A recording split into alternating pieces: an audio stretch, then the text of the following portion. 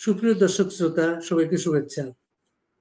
আজকে আমাদের একজন নতুন অতিথি, ব্যারিস্টার সাঈদ জয়নাল আবেদিন। তিনি ব্রিটেনে বহুদিন ধরে আছেন, মানবাধিকার নিয়ে কাজ করেন এবং বাংলাদেশের মানবাধিকার পরিস্থিতি নানা কিছু তিনি এর মাঝে নানা আন্তর্জাতিক সংস্থার কাছে নিয়ে গেছেন। এই বিষয়গুলো তার মুখে শুনবো। সাঈদ, আপনাকে শুভেচ্ছা আমাদের অনুষ্ঠানে। আপনাকে অনেক ধন্যবাদ আপনার এই অনুষ্ঠানে আমাকে আজকে আনার জন্য, কিছু কথা বলার সুযোগ করে দেওয়ার জন্য। আমাদের কিন্তু অনেক আগে একটা পরিচয় ছিল, অনেক দিন এটা বিচ্ছিন্নতা, মনে পড়ে সেগুলা? খুব মনে পড়ে বাড়ি ভাই, সেই 90-এর দশকে আপনি একজন আমাদের দেশের প্রথম সারির সাংবাদিক ছিলেন, স্বনামধন্য সাংবাদিক ছিলেন এবং অনেক বড় বড় কাজ করেছেন। আমরা আপনার লেখায় অনেক অনুপ্রাণিত হতাম। আমার এখনো মনে পড়ে এরশাদ বিরোধী আন্দোলনের সময় থেকে শুরু করে আপনার সেই আমাদের বেগম জাহানারা ইমামের যে গণ আদালতের বিষয়, এই স্বাধীনতা বিরোধীদের পক্ষে আপনার যে অবস্থান, মুক্তিযুদ্ধের পক্ষে আপনার যে অবস্থান, স্বাধীনতার পক্ষে যে অবস্থান, ক্ষুরতার সাংবাদিকতা, এবং আপনার লেখাপড়ে আমরা উজ্জীবিত হতাম যেমন বলছিলাম, এবং আমরা তখন আপনাদেরকে ফলো করতাম, কবি হিসেবে কাজ করতাম। সৌভাগ্য ওই সময় কাজ করার, আন্দোলনটা প্লাস হচ্ছে যেদিন গণ আদালতটা হয় সোহরাওয়ার্দী উদ্যানে, ওই দিন আমরা টেলিগ্রাম বের করেছিলাম। আমাদের পত্রিকাটার নাম ছিল প্রিয় প্রজন্ম। আমরা টেলিগ্রাম বের করেছিলাম। অনেক রিপোর্টার অনুষ্ঠান শেষে, গণ আদালত শেষে সেই টেলিগ্রামের কপিটা নিয়ে গিয়ে ওনারা রিপোর্টে কাজে লাগিয়েছে। আমরা চেষ্টা করেছি আর কি অনেক দিনে। আর আপনি তো অনেক দিন ধরে লন্ডনে বসে নানা কাজ করছেন। আপনি আমাদেরকে একটু বলবেন যে এই সাম্প্রতিক বাংলাদেশ, আপনি তো মানবাধিকার নিয়ে কাজ করেন, সাম্প্রতিক বাংলাদেশের মানবাধিকারের বিষয়গুলো আপনি কিভাবে দেখেন? বাংলাদেশে কিন্তু মানবাধিকার সংগঠন যেগুলো আছে অনেক চুপচাপ, কিন্তু আগের মতো কথা বলছে না কিন্তু তারা। অনেক ধন্যবাদ, খুবই একটা প্রাসঙ্গিক প্রশ্ন করেছেন আমাকে একটি ওপেন কোয়েশ্চেন করে। আসলে ভাই, এই যে ওয়েস্টার্ন ওয়ার্ল্ডের যে লোকজন আছে, পত্রপত্রিকা আছে, রাজনীতিবিদ, পলিটিশিয়ান আছেন, আমরা আসলে বাংলাদেশের লোকজন তাদেরকে বোকা ভাবার কোনো কারণ নেই। তারা সব খোঁজখবর রাখেন আমাদের এখানে কি ঘটছে কি ঘটছে না। আমরা আমাদের অনেকেই হয়তো আওয়ামী লীগকে পছন্দ করেন না, অনেকেই হয়তো বাংলাদেশকে ওইরকম ভালোবাসেন না যতটুকু পাকিস্তানকে ভালোবাসেন, যারা বাংলাদেশের সার্বভৌমত্ব নিয়ে ততটুকু চিন্তা করেন না যতটুকু পাকিস্তানের সার্বভৌমত্ব নিয়ে চিন্তা করেন। অনেকের হয়তো ঘৃণা আছে বঙ্গবন্ধুর প্রতি, কিন্তু এগুলো নিয়ে এমন একটা পরিস্থিতি ওনারা তৈরি করেছেন, বাংলাদেশে যাই ঘটছে সবই যেন মাননীয় প্রধানমন্ত্রী শেখ হাসিনার দোষ, আওয়ামী লীগের দোষ। আমি অনেকের সাথে কথা বলেছি যে দেখেন, এই যে পত্রপত্রিকায় আসছে ইন্টারন্যাশনাল মিডিয়াতে, সব আন্তর্জাতিক মিডিয়াতে, আমি যে ডসিয়েটা তৈরি করেছি প্রায় কয়েক হাজার নিউজ আর্টিকেল দেখেছি, সেখানে Times of India, BBC, Al Jazeera, Le Monde, অনেক অনেক পত্রিকা, কতটার নাম বলবো। এতে দেখা যায় আন্তর্জাতিক পত্রপত্রিকায় প্রকাশিত নিউজে আপনার ন্যূনতম 1000 খানেক মানুষ বাংলাদেশে মারা হয়েছে বা মারা পড়েছেন অগাস্ট থেকে এখন পর্যন্ত। এবং একটা খুব লক্ষণীয় বিষয় বাড়ি ভাই, এদের সবারই কোনো না কোনো ভাবে একটা ব্যাকগ্রাউন্ড আছে আওয়ামী লীগের, অথবা মুক্তিযুদ্ধের, অথবা স্বাধীনতার পক্ষের, অথবা তারা সংখ্যালঘু, বিশেষ করে হিন্দু সম্প্রদায়ের।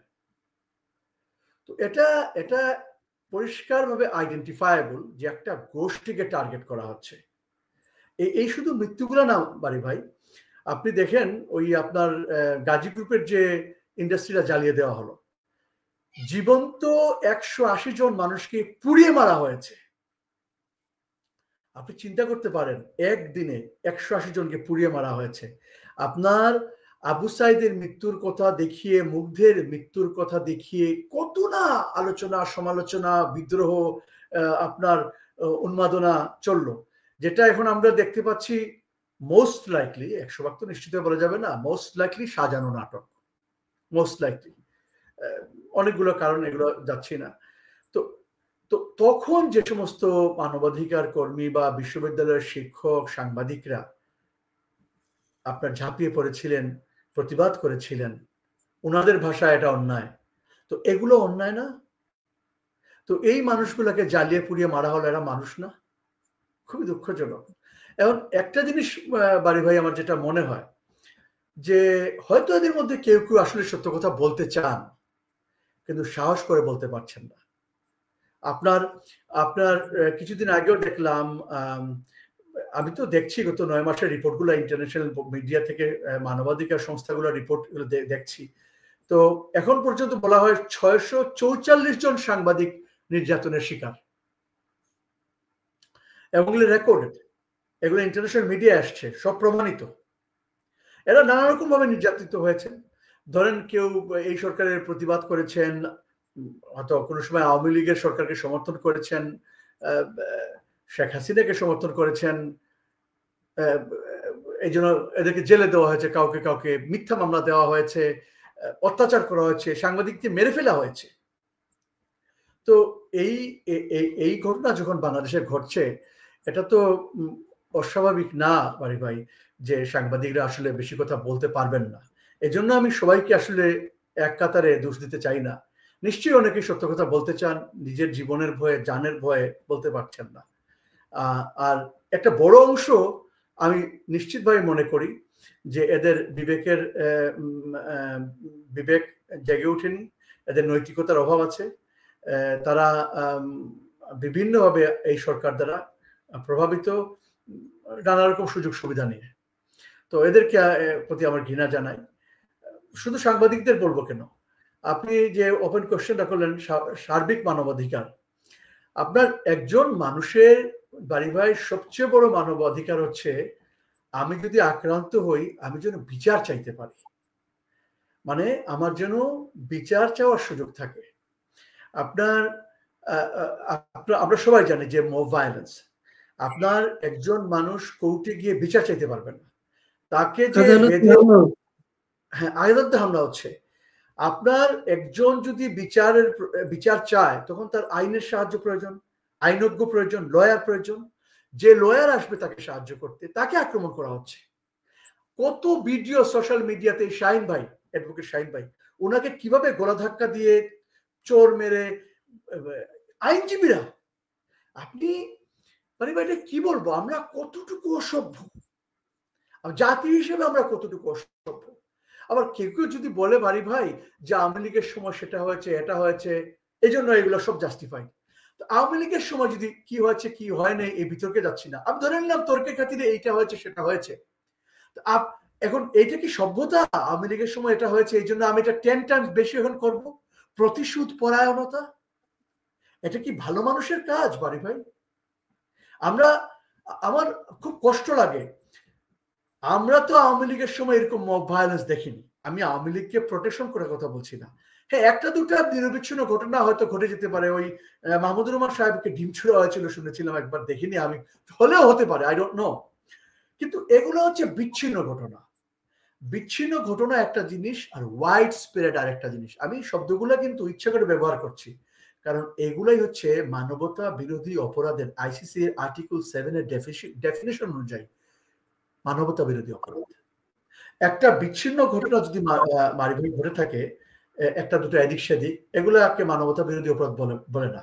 আর আইডেন্টিফাইবল গোষ্ঠী থাকতে হবে, কিন্তু এখানে আইডেন্টিফাইবল গোষ্ঠী আছে।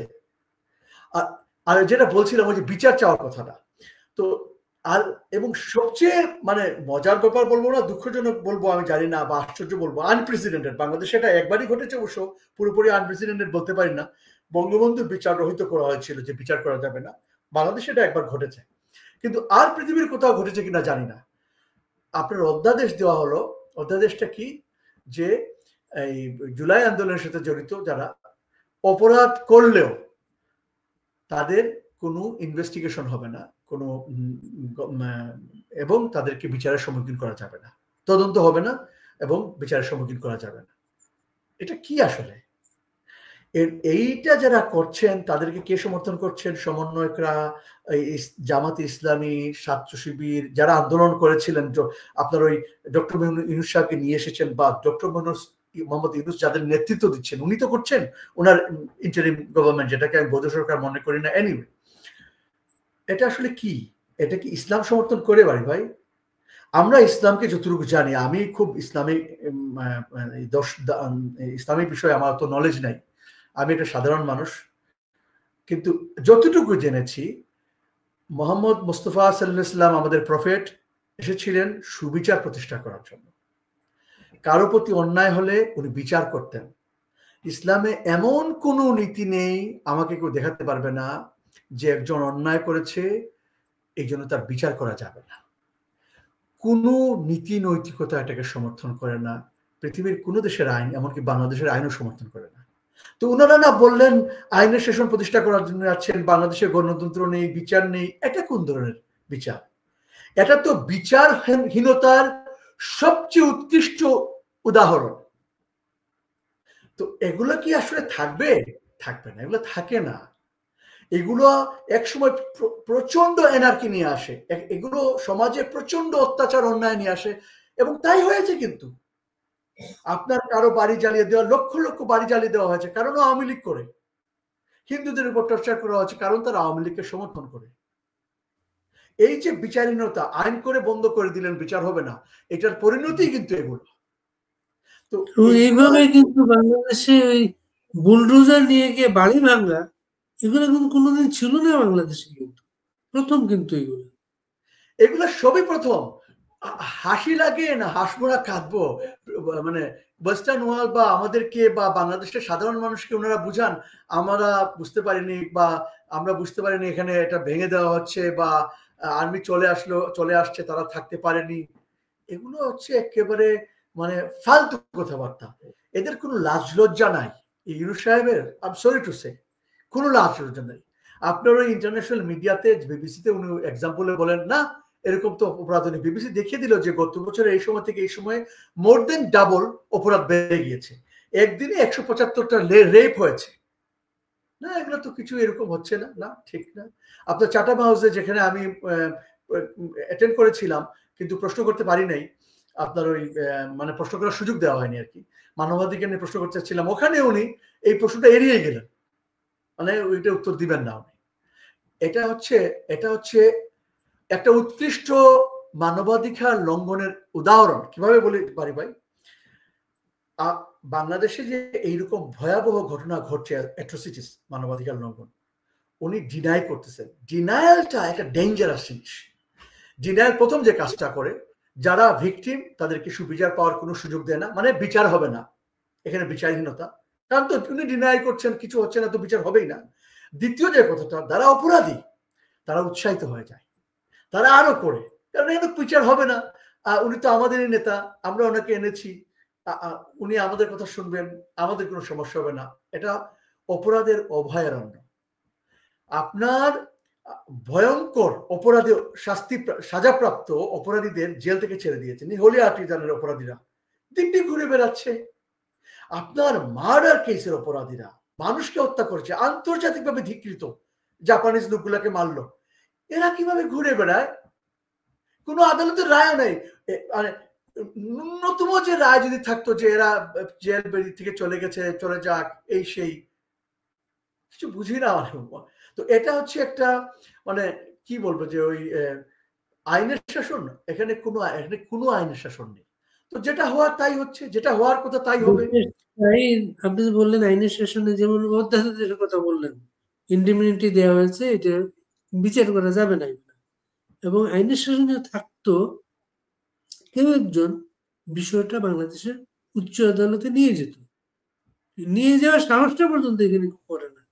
মব সন্ত্রাসের সম্মুখীন হতে পারে সে। আমরা যতটা জানি, আপনি এই তথ্যগুলা, বাংলাদেশের নানা তথ্যগুলো আপনার সংগ্রহ করছেন, সংকলিত করে এগুলো বিভিন্ন আন্তর্জাতিক ফোরামে আপনি নিয়ে যাচ্ছেন। ওই বিষয়টা আমাদের যদি একটু জানান। থ্যাংক ইউ বাড়ি ভাই। যেটা করেছি সেই অগাস্ট থেকেই এই যে বিভিন্নভাবে অন্যায় অত্যাচার, ঘরবাড়ি জ্বালিয়ে দেওয়া, এই যে লক্ষ লক্ষ আওয়ামী লীগ সমর্থনকারী বা আওয়ামী লীগের কর্মী বা আওয়ামী লীগের মেম্বারদের বা মাননীয় প্রধানমন্ত্রীর বিরুদ্ধে মামলা হয়েছে, যেগুলো আসলে প্রাইমা ফেসি ভুয়া মামলা। মানুষ মারা যায়নি, বলা হয়েছে মারা গিয়েছে, ও বেঁচে চলে আসছে, এগুলো হয় না। এক একটা মামলায় কয়েক হাজার, একজন বিদেশে আছেন, কোনো প্রমাণ টমান ছাড়াই আইসিটি, অবৈধ আইসিটি নিয়ে করছেন, ওটা নিয়ে কথা বলা প্রয়োজন, বলবো আপনাকে একটু। আইসিটি যে অবৈধ, এই সমস্ত বিষয় নিয়ে ঘরবাড়ি জ্বালিয়ে দেওয়া, সাংবাদিকদের উপর টর্চার, মত প্রকাশ করতে পারছে না স্বাধীনভাবে, এগুলো আমি রেকর্ড করছিলাম। আসলে আমি যেটা ভাবছিলাম যে এদের উপর, এই সরকারের উপর চাপ দিতে গেলে এই ওয়েস্টার্ন ওয়ার্ল্ডের, আমেরিকা বলেন, জাতিসংঘ বলেন, ইউরোপিয়ান বলেন, ইউ বলেন, এরা ব্যাপারটা জানতে হবে এবং এদেরকে জানাতে হবে। তো আমি ভাবলাম যে আমার কথা ওনারা শুনবেন কেন, আর বাংলাদেশের বা আওয়ামী লীগের মুখপাত্রদের কথাই বা কেন শুনবেন, কারণ এটা বায়াসড হতে পারে। তখন আমি ভাবলাম যে এক কাজ করি, এই ওয়েস্টার্ন ওয়ার্ল্ডের যে মিডিয়া আউটলেট গুলো আছে ওখানে কি নিউজ আসে দেখি, বা এই ওয়েস্টার্ন ওয়ার্ল্ডের যে মানবাধিকার সংস্থাগুলো আছে ওরা কি নিউজ দিচ্ছে, কি খবর দিচ্ছে। আমি ওদের খবরগুলা আপনার জোগাড় করছিলাম। জোগাড় করে আমি প্রায় 7-8 মাস জোগাড় করে প্রায় কয়েক হাজার নিউজ দেখে এখান থেকে বেছে বেছে প্রায় 250টা আমি একসাথে করলাম, বিভিন্ন ক্যাটাগরিতে করে এটা দিয়ে একটা ডোসিয়ার তৈরি করলাম, একটা পিটিশনও তৈরি করলাম, যেখানে আমি দেখিয়েছি পরিষ্কারভাবে ইউনূস সাহেব যে ক্ষমতায় এসেছেন অবৈধভাবে, বাংলাদেশের সংবিধান লঙ্ঘন করে, জোর করে, মব ভায়োলেন্সের মাধ্যমে, এবং যাদের সমর্থনে তারা আসলে ওয়েস্টার্ন ওয়ার্ল্ডের স্বীকৃত আপনার টেরোরিস্ট। আপনার ব্রিটিশ গভর্নমেন্ট হিজবুত তাহরিরকে টেরোরিস্ট হিসেবে স্বীকৃতি দিয়েছে, আমেরিকা শিবিরকে টেরোরিস্ট হিসেবে স্বীকৃতি দিয়েছে। তো এই এবং আইসিস তো ইন্টারন্যাশনাল নন টেরোরিস্ট। এরাই আওয়ামী লীগের নামে, বিভিন্ন ভুয়া নামে, বিভিন্ন ছদ্ম নামে একটা মব ভায়োলেন্স করে জোর করে ক্ষমতা দখল করেছে। হ্যাঁ, তাতে বাংলাদেশের কিছু মানুষ এদেরকে না চিনে না বুঝে হয়তো সমর্থন করেছিল। তারা করেছিল কিছু মানুষের যৌক্তিক হোক আর বিভিন্ন কারণে হোক, একটা সরকার 15, 16, 17 বছর ক্ষমতা থাকলে মানুষের মধ্যে কিছু কিছু ক্ষোভ জন্ম নেবেই। বাংলাদেশের সব মানুষ যে আওয়ামী লীগকে সমর্থন করতে হবে এমন কোনো কথা নেই, পৃথিবীর কোনো দেশে একটা দলকে সমর্থন করে না। তো কিছু মানুষের যৌক্তিক কারণেই ক্ষোভ থাকতে পারে, কিছু মানুষের অত খুব আছে, তারা যোগ দিয়েছিল, কিন্তু তারা এটা জানতো না বা জানতেন না যে এই আইসিস, এই আপনার হিজবুত তাহরির, এই শিবিররা এটা করছে ক্ষমতা দখল করার জন্য, বাংলাদেশের স্বাধীনতাকে অস্বীকার করার জন্য, বাংলাদেশের স্বাধীনতার সব অর্জনকে ছুঁড়ে ফেলে দেওয়ার জন্য, যারা বাংলাদেশের স্বাধীনতা এখন পর্যন্ত মানেনি। আর এরা এসে কি করলো আমি এটা দেখিয়েছি এই এভিডেন্সের মাধ্যমে। প্রথমে বঙ্গবন্ধু বাড়ি জ্বালিয়ে দিল, ওই যে স্বাধীনতার প্রতীক। তারপরে উনি কমিশন করলেন, কি করলেন, স্বাধীনতার মূল স্তম্ভগুলো এই আপনার সেকুলারিজম, তারপরে সোশ্যালিজম, তারপরে বাঙালি ন্যাশনালিজম, এগুলো ওনারা বাদ দিয়ে দিলেন। কারণ কেন? ওরা মানতে পারেননি ওই যে 71-এ পরাজিত শক্তি। এগুলা দেখে অনেক ছাত্রছাত্রী, অনেকে আমি চিনতাম, তারা বললো ভাই আমরা তো বুঝতে পারি। এরপরে দেখি তারা না, এই সোশ্যাল মিডিয়ায় সবাই এটার প্রতিবাদ করছে। তো এই জিনিসটা আমি মিডিয়া আর্টিকেল, নিউজ মিডিয়া থেকে নিলাম, এবং এরপরে আমি নিউজ মিডিয়াতেই দেখলাম, ইন্টারন্যাশনাল পত্রপত্রিকায় এরাই বলছে আমি এটা করেছি, আমি এটাকে মেরেছি, সেই করেছি। আবার দেখলাম ইন্টারন্যাশনাল মিডিয়াতে সরকার আইন করে ফেলেছে যে কি বিচার করা যাবে না, এটা কিন্তু ভয়ঙ্কর মানবাধিকার লঙ্ঘন। এইগুলা তারপরে দেখলাম উনি টাকা দিয়েছেন, কি এমন ব্যাংকগুলোকে টাকা দিয়েছেন যেখানে ইসলামিক ফান্ডামেন্টালিস্ট পার্টিগুলা নিয়ন্ত্রণ, ওদের একটা জোর আছে ওখানে, ওই ব্যাংকগুলোকে টাকা দিয়ে ফাইন্যান্সিং, টেরোরিজম ফাইন্যান্সিং, কিন্তু কারণ ওরা ওটা চালায় বা বিভিন্নভাবে নিয়ন্ত্রণ করে। একটা অত্যন্ত দুঃখজনক কাজ উনি করেছে, যেটা আমি বলবো খুবই খারাপ কাজ, মানবতা বিরোধী কাজ। টিসিবির কার্ড 4 মিলিয়ন ক্যান্সেল করে দিছে। আপনি হয়তো জেনে দুঃখ পাবেন, এই টিসিবির 4 মিলিয়ন কার্ড তাদেরকে দেওয়া হয়েছিল যারা হতদরিদ্র, বয়স্ক, বৃদ্ধ, বৃদ্ধা, আপনার বিকলাঙ্গ, এই সমস্ত মানুষ, এবং এটার উপর 3-4 জন প্রত্যেকটা ফ্যামিলি নির্ভরশীল। আপনার ওনাদের আওয়ামী লীগের উপর ঘৃণা থাকতে পারে, রাগ থাকতে পারে, বাংলাদেশের উপর ঘৃণা থাকতে পারে, রাগ থাকতে পারে, কিন্তু এই মানুষগুলা কি অপরাধ করেছে? এটা উনি গরিবের ব্যাংকের বলেন, ওনার ব্যাংক গরিবের পেটে লাথি মারার এর চেয়ে বড় উদাহরণ পৃথিবীতে আর কোথাও নেই, আনপ্রেসিডেন্টেড। আর উনার নামে আমি আন্তর্জাতিক পত্রিকায় রিপোর্ট পেয়েছি কি জানেন বাড়ি ভাই, আমি তো এগুলো নিয়ে আগে তো ঘাটাঘাটি করি নাই এই বিষয়গুলো নিয়ে। আন্তর্জাতিক পত্রিকায় রিপোর্ট এসেছে গ্রামীণ ব্যাংকের অনেক লোক আত্মহত্যা করেছে ওনার ব্যাংকের ঋণ নিয়ে। ঘাটাঘাটি করে দেখলাম উনি নিজেই অপরাধ করে বসে আছেন, এদের ওই ফান্ডের টাকা মেরে দিয়েছেন, ওই নরওয়ে থেকে টাকা আসছে টাকা ওটা মেরে দিয়েছেন, কিছু টাকা পরে একটা সমন্বয় করে দিয়েছেন। একটা সাংঘাতিক রকম লোভী, একটা প্রতারক টাইপের লোক। I am sorry to say, এগুলা ইন্টারন্যাশনাল মিডিয়ার নিউজ, কিন্তু আমার কথা না।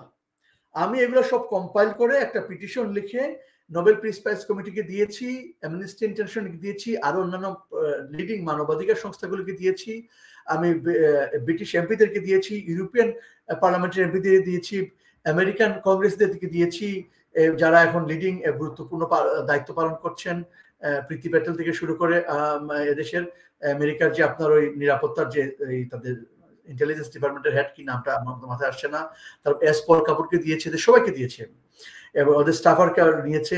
আমি এরই মধ্যে পেয়ে গেলাম কয়েকজন ভিকটিম যারা চায় যে তারা বিচার চায়।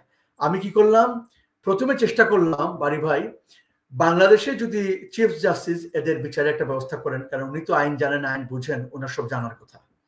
আমি আপনার এখানে একটা পিটিশন করলাম চিফ জাস্টিসকে এবং এটাকে ইয়েকেও রাখলাম সাথে, চিফ অ্যাডভাইজারকে, যাতে ওনারা এই ভিকটিমদের বিচারের ব্যবস্থা করেন। আমি বললাম যে অনেক ভিকটিম আছে বাংলাদেশে, এদের লঙ্ঘিত হয়েছে মানবাধিকার, আপনারা একটা ব্যবস্থা করলে আইনের আওতায় নিয়ে আসেন, এদের জন্য বিশেষ ব্যবস্থা নেন। ওনারা কোনো উত্তরই দেয় নাই। তো উত্তর দেয় নাই বাংলাদেশে, মানে আর কোনো বিচার, এমনিতেও বিচার হবে না, আমরা মনে করি বিচার করবে না, তারপর চেষ্টা করতে তো দোষ নেই, তো কোনো উত্তর নাই। শেষে আমাদের তো কোনো চয়েস নেই, আন্তর্জাতিক ইন্টারন্যাশনাল ক্রিমিনাল কোর্টে গেলাম, ওখানে আমরা ফাইল করেছি। তো এই হচ্ছে আমার সার্বিক ধারণা এবং এই কাজগুলো করছিলাম আর কি, যে আন্তর্জাতিক সম্প্রদায়। এই কোর্টে আপনি কবে এটা সাবমিট করেছেন? এটা আমি করেছি এপ্রিলের শুরুতে এই আইসিসিতে, আর ডোসিয়ারটা আমি এর আগে তৈরি করেছি এবং এটা দিয়েছি মার্চের দিকে সব জায়গায়, মার্চ এপ্রিল। নোবেল কমিটি মার্চে? হ্যাঁ, নোবেল কমিটি মার্চে দিয়েছি। আমরা যতটা জানি নোবেল যখন একজনকে দেয়া হয় উইথড্র করা হয় না, কিন্তু ওইখানে দেওয়ার কারণটা কি তাহলে? ও থ্যাংক ইউ। হ্যাঁ, নোবেল পিস প্রাইজ কমিটি বা নোবেল কমিটির যে রুলসটা রেগুলেশন যেটা আছে, তাদের উইথড্র করার কোনো রিভোক করার আর কি কোনো রুলস রেগুলেশন নেই।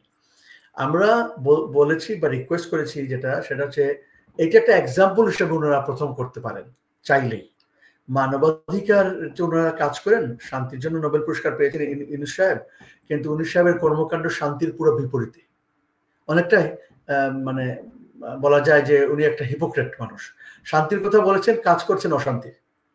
তো যদি ওনারা না করেন, রিকোয়েস্ট করেছি অন্তত পক্ষে এই কর্মকাণ্ডকে ওনারা নিন্দা জ্ঞাপন করেন এবং অন্যান্য প্রতিষ্ঠানকেও জানান যেন ওনারা করতে পারছেন না, কিন্তু অন্যরা যাতে করতে পারে, যারা করতে পারেন, এবং কেউ যাতে ওনাকে এগুলোকে উৎসাহিত না করেন, অনুৎসাহিত করে। এই জন্য অতটুকু তো করতে পারবেন, এই রিকোয়েস্টটা শেষ পর্যন্ত ওনাদেরকে করেছি, দেখা যাক কি হয়।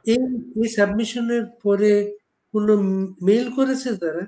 হ্যাঁ, করেছে, আমরা পেয়েছি, আপনার ব্যাপারটা জেনেছি, আমরা দেখছি, মানে অ্যাকনোলেজ করেছে, জানিয়েছে। শুধু তারা না, আপনার আমি ডেভিড লেমি, আমরা কমনওয়েলথের যিনি এক্সিকিউটিভ কাজ করতেছেন কমনওয়েলথ অফিসিয়াল লন্ডনে, প্রধান ডেভিড লেমি, ওনাকেও লিখেছি। উনি উত্তর দিয়েছেন যে আমরা মানবাধিকার প্রতিষ্ঠায় সবসময় সংকল্প, আমরা চাই বাংলাদেশে মানবাধিকার প্রতিষ্ঠিত হোক। আমরা ইউনূস সাহেবের কারেন্ট রেজিমকে বারবার জানিয়েছি, আমাদের এই মন্ত্রী, এই এমপি জানিয়েছেন, আমরা আইনের শাসন চাই, এটা প্রতিষ্ঠিত হোক, আমরা ইনক্লুসিভ সমাজ এবং গণতন্ত্র দেখতে চাই। এই কথাগুলো ডেভিড লেমির অফিস থেকে আমাকে জানানো হয়েছে। আমি যখন এগুলো বলেছিলাম যে আপনারা কি রোল প্লে করছেন, এই ঘটনা বাংলাদেশে ঘটছে। আইসিসিতে অভিযোগ জমা দেওয়ার প্রক্রিয়াটা কিরকম, অনেকে কিন্তু জানতে চায়। Thank you. এটার প্রক্রিয়াটা আসলে খুব সংক্ষেপে বলি, আপনার যারা ভিকটিম আছেন তারা প্রথমে চাইতে হবে সুবিচার বাংলাদেশে, কিন্তু বাংলাদেশে যদি সুবিচার পান না বা চাওয়ার কোনো সুযোগ থাকে না বা বাংলাদেশ কিছু নেয় না, তখন ওনারা আইসিসিতে আসতে পারেন। তো ওই যে আর্টিকেল 7 এর ভিতরে যে আছে হত্যাকাণ্ড, ডিসক্রিমিনেশন, ঘরবাড়ি জ্বালিয়ে দেওয়া, পারসিকিউশন, টর্চার, একটা ওয়াইড স্প্রেড হতে হবে, কিন্তু একটা দুটো বিচ্ছিন্ন হবে না। আর একটা হচ্ছে একটা আইডেন্টিফাইবল একটা সোসাইটি, একটা গোষ্ঠী বা একটা ধর্মের বিরুদ্ধে হতে হবে। তো এইটা হতে হবে দুইটা যদি থাকে, তাহলে আর্টিকেল 15 এর আন্ডারে আর্টিকেল 15 কমিউনিকেশনস বলে এটার নাম। এই সমস্ত এভিডেন্স দিয়ে আর বাংলাদেশে যে ওনার বিচার পাচ্ছেন না, এগুলো দিয়ে আইসিসিতে উনি কমপ্লেন ফাইল করবেন। একটা ফর্ম আছে, অনলাইনে করা যায়, ওটিপি বলে ওটাকে। তো ওটার মাধ্যমে করলেই তারা একটা রেফারেন্স নাম্বার দিয়ে দেয়, তারা তখন প্রিলিমিনারি আপনার রিভিউ করে। প্রিলিমিনারি রিভিউ করে দেখে আপনার ওই যিনি অ্যাপ্লিক্যান্ট, যিনি ভিকটিম, যাদের বিরুদ্ধে করা হচ্ছে আইডেন্টিটি অ্যাপ্লিকেশন সব ঠিকঠাক মতো হয়েছে কিনা, হলেই তারা পরবর্তী স্টেজে নিয়ে যায় প্রিলিমিনারি এক্সামিনেশন এটাকে বলে। এই এক্সামিনেশনটা স্টেজটি হচ্ছে ইম্পর্টেন্ট। ওই স্টেজে আইসিসি একজন প্রসিকিউটর এই বোঝার চেষ্টা করেন এখানে আসলেই কিছু ঘটেছে কিনা। যদি মনে হয় ঘটেছে, উনি কি করেন, যদি ইন্ডিভিজুয়ালের পক্ষ থেকে এটা আসে, তাহলে উনি আইসিসিতে কোর্টে জমা দেন একটা অ্যাপ্লিকেশন যে একটা ফর্মাল ইনভেস্টিগেশন শুরু হয়। তো এইটা করতে একটু সময় লাগে, 3-6 মাস লেগে যায়। এটার পরে ফর্মাল কোর্ট যদি বলে ফর্মাল ইনভেস্টিগেশন শুরু হোক, তখন ইনভেস্টিগেশন শুরু হয়ে যায়, আপনার অ্যারেস্ট ওয়ারেন্ট হতে পারে। তারপরে এগুলোর পরে একটা প্রি ট্রায়াল রিভিউ হয়, মানে ট্রায়াল কিভাবে হবে, কে কোন পক্ষ কবে এভিডেন্স দিবেন, কার কে লয়ার, কবে হিয়ারিং হবে। তারপরে একদিন হিয়ারিং হয়, ট্রায়াল হয়, ট্রায়াল হওয়ার পরে আপিলের সুযোগ থাকে। খুব সংক্ষেপে এই হচ্ছে প্রসিডিউর। স্যার, এটা সাবমিশনে কোনো ফি আছে এখানে? না, কোনো ফি নাই। এমনকি আপনি চাইলে, আপনার যদি কোনো লয়ার না থাকে, আপনি চাইলে ওদেরকে রিকোয়েস্ট করতে পারেন যে আপনার লয়ার দিয়ে দেন।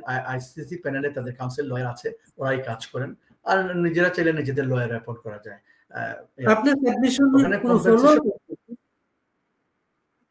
আমার সাবমিশনের ফলো আপ আছে এইটাই যে তারা প্রিলিমিনারি ইনভেস্টিগেশন করছেন, প্রিলিমিনারি রিভিউ করছেন। এটাই এটা কি তারা ইনভেস্টিগেশন তারা বাংলাদেশে আসতে পারে? হ্যাঁ, আসতে পারে। এরা বাংলাদেশে আসতে পারে, বাংলাদেশের সরকারের সাথে যোগাযোগ করতে পারে, এবং এরা অনেক স্বাধীনভাবে ইন্ডিপেন্ডেন্টলি কাজ করে। ভোলকার টার্ক সাহেব যেভাবে কাজ করেছেন জাতিসংঘে রিপোর্ট দেওয়ার জন্য, ওনার সাথে সাথে ঘুরেছিল একটা শিবিরের ছেলে, সে নিজেই স্বীকার করেছে, কিন্তু মিডিয়াতে আসছে যে আমি ওনাকে সাহায্য করেছি, আমি তথ্য দিয়েছি। উনি ইনফ্যাক্ট আওয়ামী লীগের যে ন্যারেটিভ, এই ন্যারেটিভ আওয়ামী লীগের পক্ষ থেকে উনি নেননি, উনি নিয়েছেন জামাত শিবিরের এবং সমন্বয়কদের ন্যারেটিভ। তো এই জন্য ওনার রিপোর্টটা অনেকটাই একপেশে হয়ে গিয়েছে। তারপরে কিছু ব্যাপার স্যাপার এখানে আছে যেটা হাইলাইট হয় না, যেমন এই সরকার বলেছে যে 700 জনের আশেপাশে মারা গিয়েছেন, ওনার রিপোর্টে কিন্তু 1400 সামথিং মারা গিয়েছে। ওই বাকি 700 জন হচ্ছে আনটিল 15 অগাস্ট পর্যন্ত যে আওয়ামী লীগের লোকজন, তারপর ধর্মীয় সংখ্যালঘুরা মারা গিয়েছেন ওরা। এই কথাটা কিন্তু এই সরকার মুখেও বলে না। এখন ইনভেস্টিগেশন হলে তো সবকিছু ইনভেস্টিগেশন হতে হবে। অনেকেই দাবি করেন যে এই যে মৃত্যুগুলো ওরা বলেছে, স্টুডেন্টরা মারা গিয়েছে, আমরা তো আওয়ামী লীগের পক্ষ থেকে বলা হয় ফরেনসিক ইনভেস্টিগেশন হোক, এই সরকার বলে না, একটা খবর করে তোলা যাবে না। কেন? কারণ আমরা এভিডেন্সে পেয়েছি 7.62 রাইফেল গুলি ব্যবহৃত হয়েছে। তো 7.62 রাইফেলের গুলি যদি বেরিয়ে আসে, তখন অনেক কিছু বেরিয়ে আসবে। আপনার মানে ওই যে বললাম যে আপনার করা হয়েছে, অধ্যাদেশ দিয়ে বন্ধ করা হয়েছে, ওই অধ্যাদেশ নিয়ে একটু বলি, এটাও মানবাধিকারের বিষয়। সিলেটের মেয়র আনোয়ারুজ্জামান চৌধুরী, উনি একটা মামলা করেছেন বা সাবমিশন দিয়েছেন, ওটা কোনো ফলো আপ আছে? আমি যতটুকু জানি ওটাও প্রিলিমিনারি রিভিউর মধ্যে আছে, ওটার ফলো আপটা আমি জানি না। তবে প্রিলিমিনারি রিভিউ তো থাকতেই হবে, কারণ ওটি তো ফার্স্ট 2 স্টেজ, তো ওটার মধ্যে আছে আমি যতটুকু জানি। তো যেটা বলছিলাম, ওই যে অধ্যাদেশের ব্যাপারটা, আপনার আর্টিকেল 93 ব্যবহার করে দুটা কাজ না, কয়েকটা কাজ করছে, কিন্তু প্রত্যেকটাই অবৈধ। আমি আপনাকে কিভাবে বলি, আপনার আর্টিকেল 93 ব্যবহার করে অধ্যাদেশ, প্রেসিডেন্সিয়াল অধ্যাদেশ ওনারা করতেছেন। প্রেসিডেন্টের অধ্যাদেশ আর্টিকেল 93 দিয়ে এভাবে করা যায় না।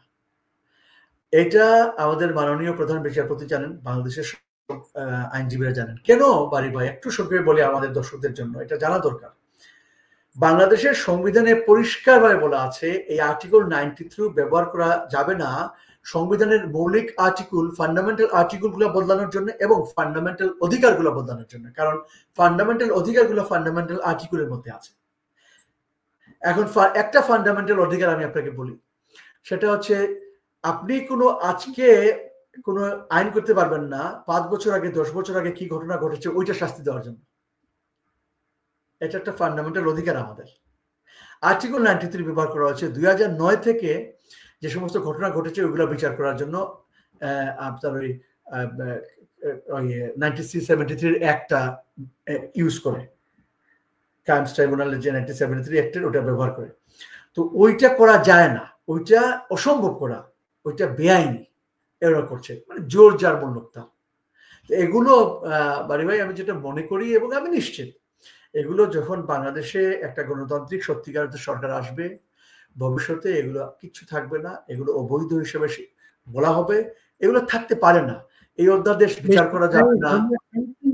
আপনার নজরে আনি, এই যে আমাদের প্রধান উপদেষ্টা ইংল্যান্ডে যাওয়ার পরে, ব্রিটেনে যাওয়ার পরে ব্রিটিশ প্রাইম মিনিস্টারের সাথে দেখা করার চেষ্টা করেছিলেন, এটার সাথে একটা মামলা জড়িত। মামলাটা হচ্ছে জাহাঙ্গীরনগরের যে ছেলেটা মারা গিয়েছিল, ওর ভাই একটা মামলা করেছিলেন।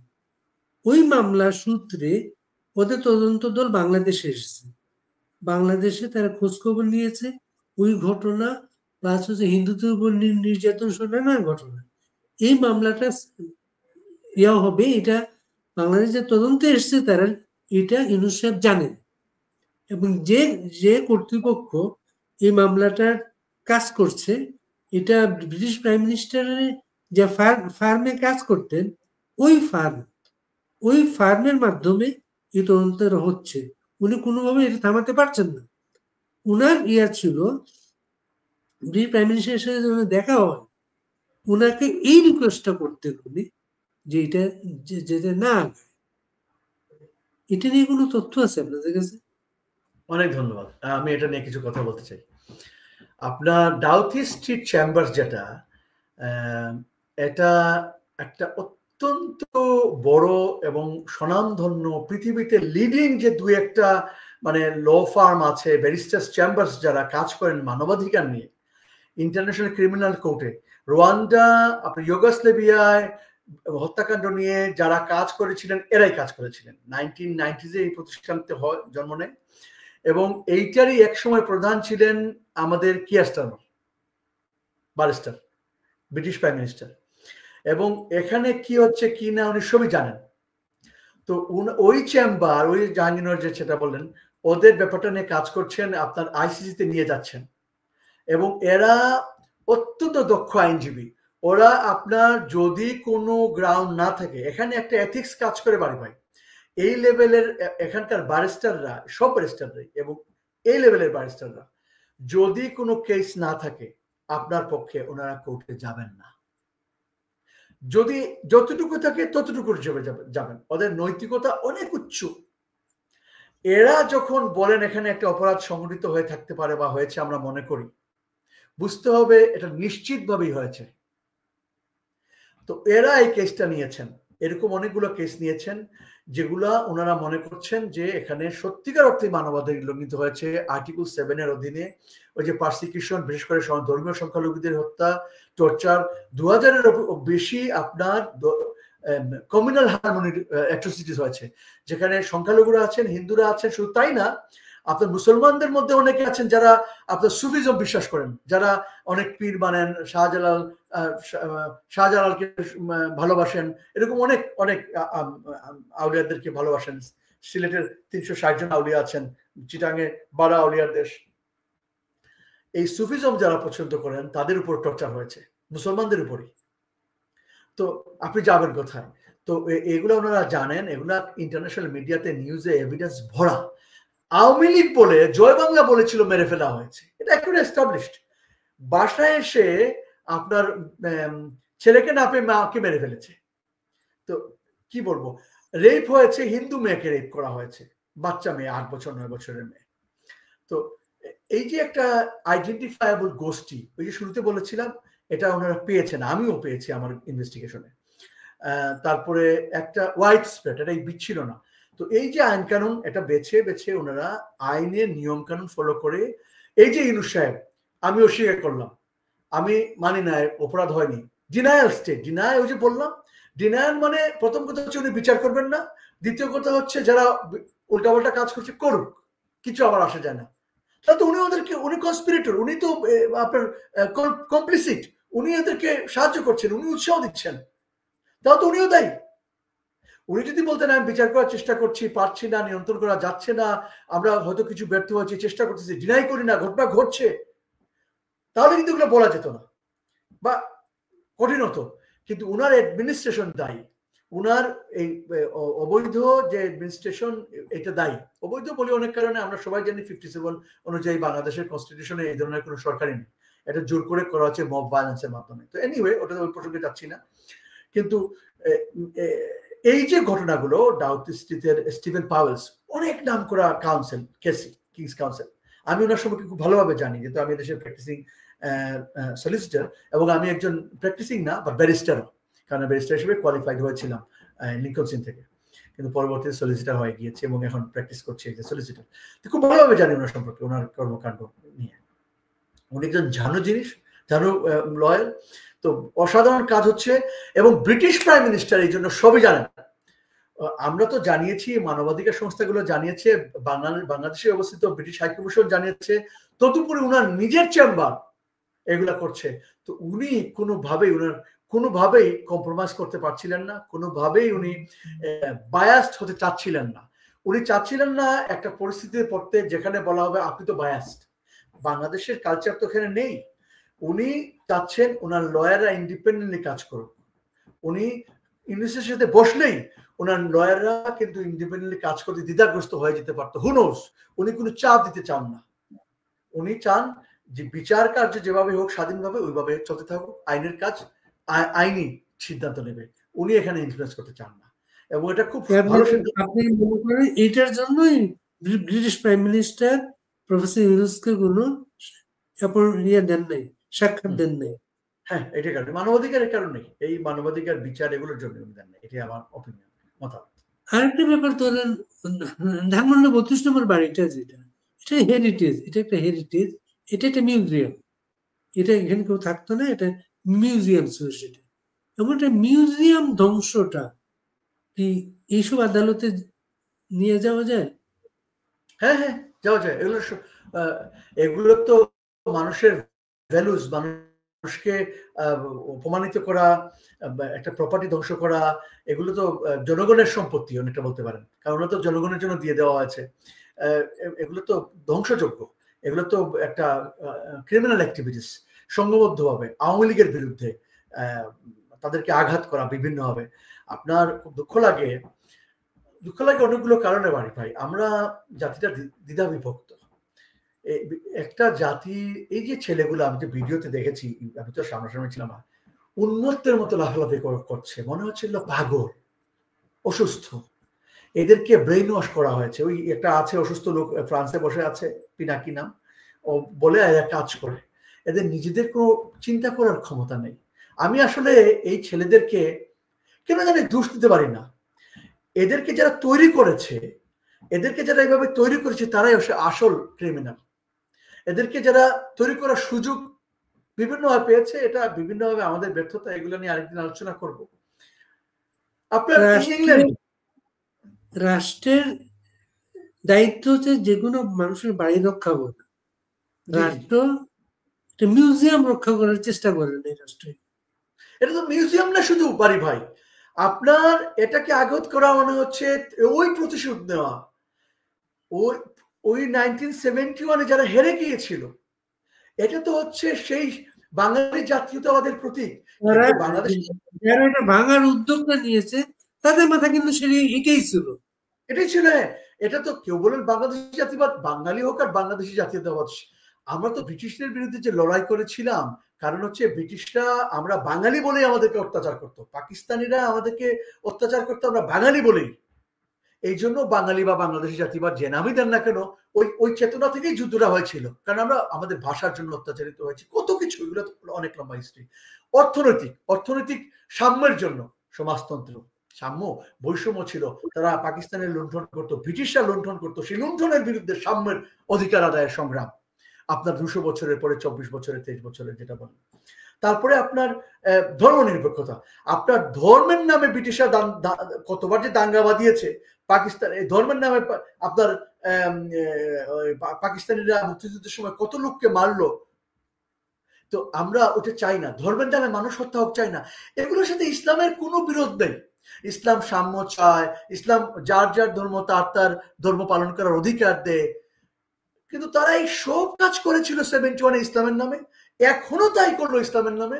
একদল ছেলেপেলেকে বড় করলো ব্রেন ওয়াশ করে ইসলামের নামে, এবং এদেরকে দিয়ে ওই প্রতীক যেগুলো সত্যের, ন্যায়ের, মানবতার এবং ধর্মের সাথে যাদের কোনো সংঘর্ষ নেই, নৈতিকতার সাথে যাদের মানে সংঘর্ষ নেই, ওগুলোর প্রতীক সেই বঙ্গবন্ধুর বাড়ি জ্বালিয়ে দিল, ধ্বংস করে দিল।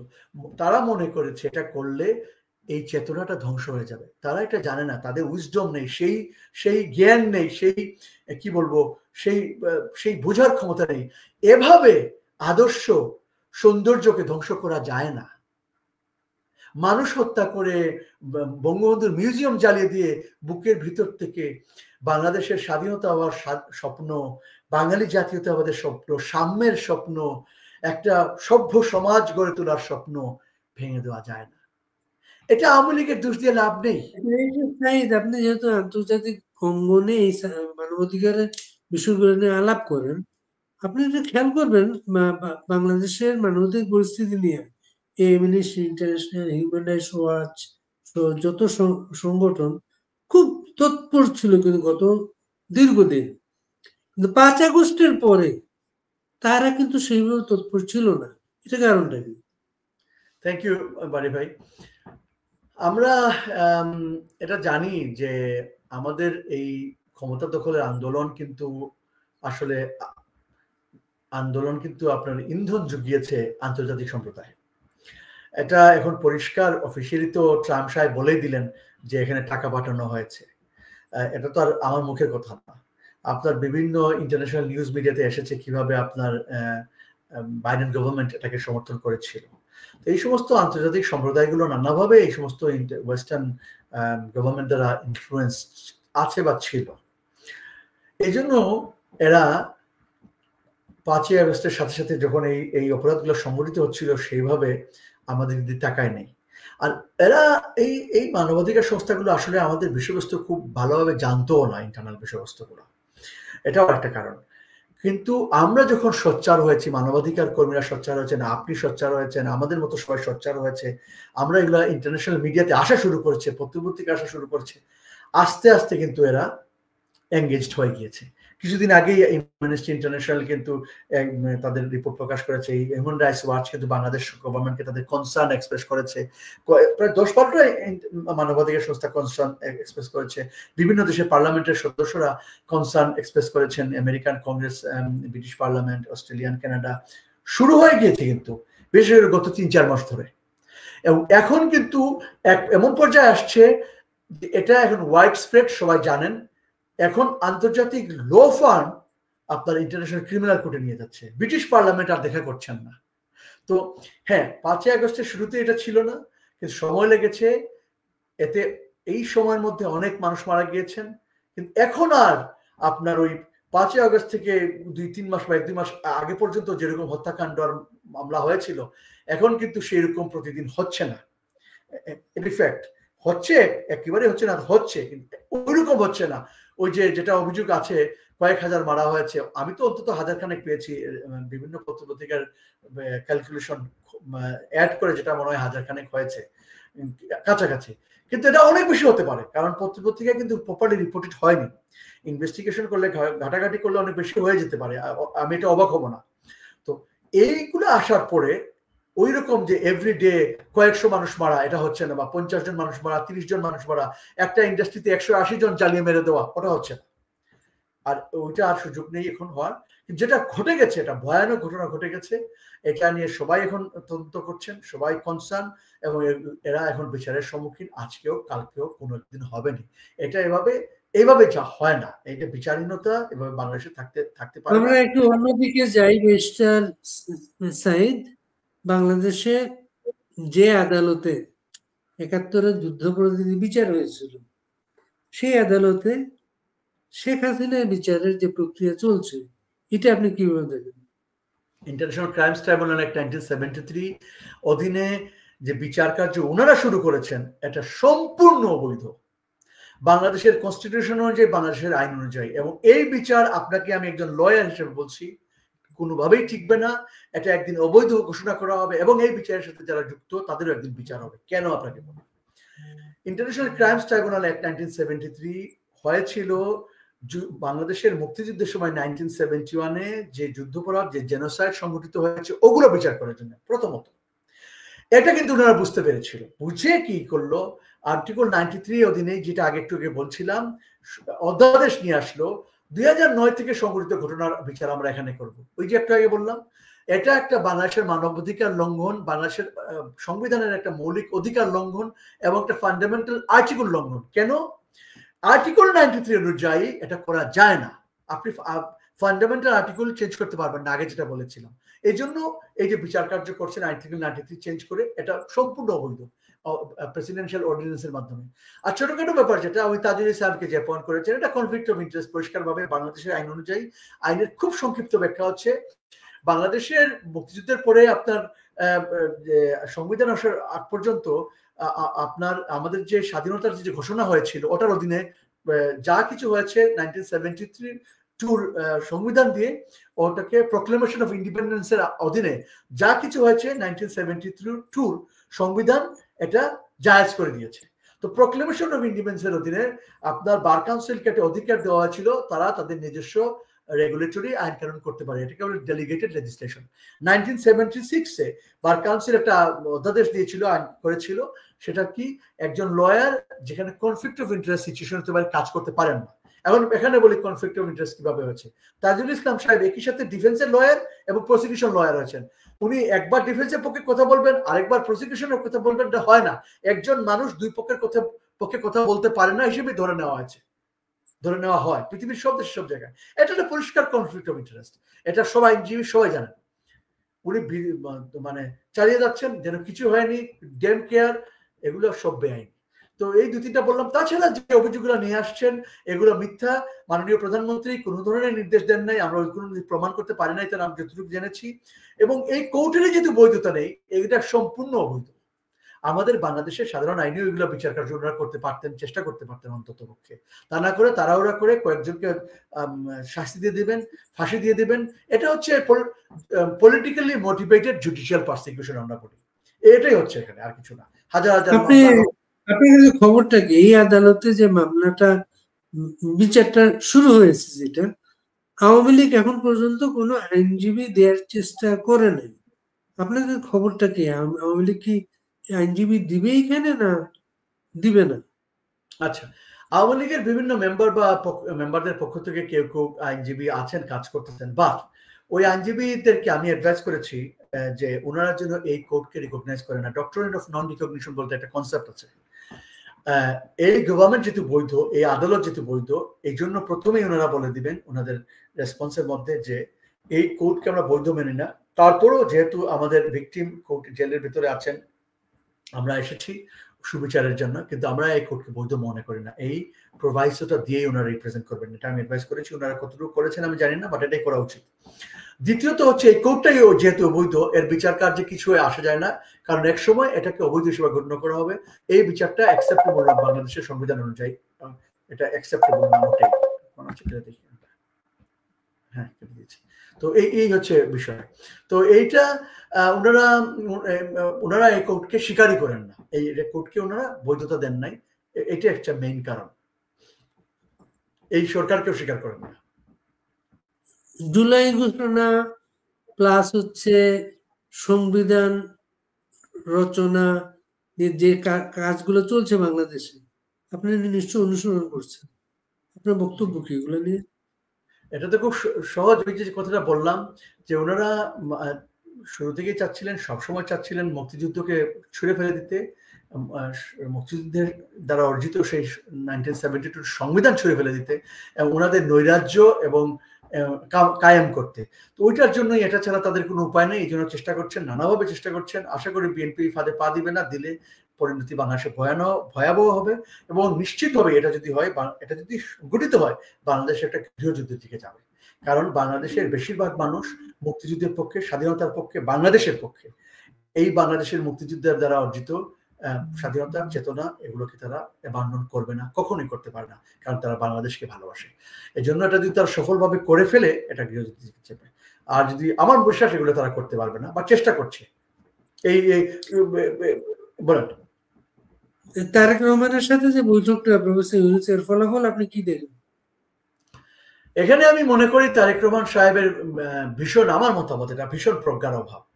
প্রথম কথা হচ্ছে, ইউনূস সাহেব যেভাবে এটার সাংবাদিক সম্মেলনটা করা হয়েছে, তাতে মনে হয় তারেক রহমান সাহেব ওনার কর্মকাণ্ডে সম্মতি দিচ্ছেন, চলেন আমরা একসাথে কাজ করি, সবই ঠিকঠাক আছে। এটার দ্বারা প্রথমত ইউনূস সাহেবের যত অন্যায় অত্যাচার ওনার ঘাড়ে নিয়ে নিলেন। পরবর্তীতে ইউনূস সাহেব যা অন্যায় অত্যাচার করবেন, এটাও ওনার ঘাড়ে চলে আসবে। তো ইউনূস সাহেবের দুর্নীতি, অন্যায় অত্যাচার কেন ওনার ঘাড়ে নেবেন? আপনার একজন বিএনপির কর্মীকে গিয়ে জিজ্ঞেস করেন, সে ইউনূস সাহেবের করিডোরটা মানে কিনা, সে আমেরিকা বাংলাদেশে ঘাঁটি করে ওটা সমর্থন করে কিনা, সে চায় কিনা গায়ে পরে বার্মার সাথে একটা যুদ্ধে আমরা লেগে যাই, বার্মা আমাদের পদ্মা সেতু ধ্বংস করে দেখবো, মামের চায় কিনা? তাহলে উনি বিএনপির ওই কর্মীকে আঘাত করেছেন যারা দেশকে ভালোবাসে, উনি ওদেরকে অ্যাবান্ডন করেছেন। এটা ভীষণ রকমের প্রজ্ঞার অভাব। উনি হয়তো সংক্ষিপ্ত সময় ক্ষমতায় আসা, ক্ষমতা ভাগাভাগি করা, এগুলা ওনার ভয় কিসের? ওনার তো জনভিত্তি আছে, ওনার দলটি তো সাধারণ জনগণ সমর্থন করে অনেকেই। ওরা তো এনসিপি বা জামাতে ইসলামের মতো না। তো এটা আমি মনে করি প্রজ্ঞার অভাব মূলত। এটার সাথে সাথে আমি বলবো দেশকে ভালোবাসার অভাব আছে এখানে। ইউনূস সাহেবের যখন জনপ্রিয়তা তলানিতে, তখন উনি তাকে রক্ষার দায়িত্ব নিলেন। হ্যাঁ, এইটাই তো। যখন মানুষ ইউনূস সাহেবের এই যে দেশটা দিয়ে দেওয়া পরাশক্তিদের হাতে, এটা তো বাংলাদেশকে একটা ব্যাটল গ্রাউন্ড বানিয়ে ফেলবে। এটা কমন সেন্স। আপনার এখানে যদি করিডোর করে আমেরিকা ঘাঁটি করে আপনার বার্মাকে দুটুকরা করা হয়, আমেরিকার নিয়ন্ত্রণ প্রতিষ্ঠা করে, চায়না মেনে নেবে? মানবে না তো। চায়না বার্মাকে সাহায্য করে মেরে দেয়, ইন্ডিয়া বলবে আমি কেন ওটা মানবো, ইন্ডিয়া ওদেরকে সাহায্য করবে, বাংলাদেশ হয়ে যাবে একটা মিডল ইস্টের মতো একটা দেশ। আর আমেরিকা আসতে চায় চায়না ইন্ডিয়াকে কন্ট্রোল করবে, এবং বঙ্গোপসাগরে যে $1 ট্রিলিয়ন সম্পত্তি আছে ওটা নিতে চায় ওরা। কারণ আন্তর্জাতিক আইন অনুযায়ী যদি এখানে একটা স্বাধীন দেশ হয় ভবিষ্যতে, তাদের কিন্তু বঙ্গোপসাগরের অনেক জায়গা নিয়ে নিবে তারা। ওখানে আমাদের যে সম্পদ তার অর্ধেকের মতো বা এর বেশি চলে যাবে তাদের কাছে। তাহলে আমরা $1 ট্রিলিয়ন হারাবো এই আমেরিকার কাছে, যেটা মাননীয় প্রধানমন্ত্রী যে ইস্যুতে, আমি বারবার বলতে হচ্ছে এই কারণে, উনি আপোষ করেননি। উনি আমেরিকাকে এই সম্পদ দেননি, উনি আপনার দ্বীপ দেননি, ঘাঁটি দেননি, করিডোর দেননি। উনি বলেছেন অফিসিয়ালি যে আমি যদি এগুলো দিতাম, তাহলে ওরা বলেছিল আমি সারা জীবন থাকতে পারবো। এখন আমরা উনি 100% সত্য কথা বলেছিলেন। আজকে আমরা শেষ করব। আপনি এই যে বললেন প্রধানমন্ত্রী শেখ হাসিনা তাদের সাথে সম্মতি দেননি বলে এটা তার সমস্যা হয়েছে, আপনি কিভাবে দেখেন? উনি কিভাবে ফেরত আসতে পারেন? কতদিন লাগতে পারে? অনেক ধন্যবাদ। আওয়ামী লীগ একটা বিশাল গণভিত্তি বাংলাদেশে আছে। অন্তত পক্ষে 40%, এরও অধিক মানুষ, কেউ বলেন এখন 50%।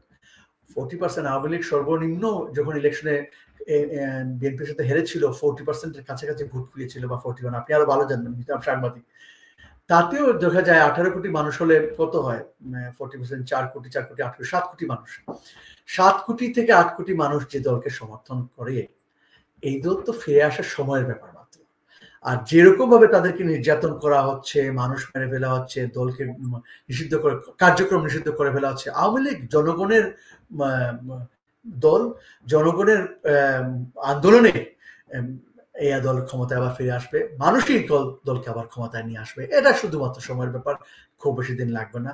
এটা বছর 5, 10, 15 বছরের বিষয় না। এটা খুব তাড়াতাড়ি, নিকটে, একটা ডেট দেওয়া যায় না, কিন্তু খুবই নিকটবর্তী, এটা বলতে পারি। ব্যারিস্টার সাঈদ, অনেক ধন্যবাদ। আমাদের সাথে একটা যোগাযোগ আবার করে উঠলো। আমরা মাঝে মাঝেই বসবো বাংলাদেশের বিভিন্ন বিষয় নিয়ে। আমরা সবাই একটু আমাদের দেশটাকে ভালোবাসি। বাড়ি ভাই, অনেক বছর পর আপনাকে পেয়ে আমি আসলে খুবই আবেগান্বিত, কারণ সেই কিশোর বয়সের আপনাকে আমি ফলো করতাম, আপনার লেখা পড়তাম, আপনার নির্দেশনা শুনতাম। অনেক বছর পরে আপনাকে পেলাম, আমি ভাষায় বোঝাতে পারবো না আমি কতটুকু আনন্দিত আপনাকে পেয়ে। আপনাকে অনেক ধন্যবাদ। সবাইকে শুভেচ্ছা। আজকে আমরা এখানে রাখি। সবাই ভালো থাকবেন। Thank you.